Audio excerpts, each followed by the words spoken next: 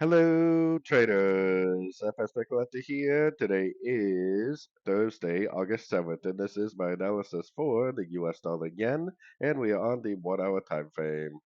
So for the past few days, I've been saying that if this really is the end of a correction way up here, which it definitely looks like it is on the higher time frames, then it will continue to make lower lows, lower highs, and it will go down and break this structure.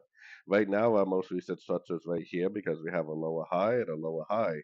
If it breaks that high right there, then that kind of invalidates this being a wave at the end of a correction, the wave Y, and I would definitely go back to longs. But if it is the end of a wave Y, which it looks like it is, then it still could bounce, but it definitely would not break structure. It would make lower highs, lower highs. So I would highly suggest continuing to look for sorts at the end of pullbacks unless you get that significant break of structure. There's a good chance that you will not get that significant break of structure. There's a good chance that it will just keep going down and give us this break of structure right here.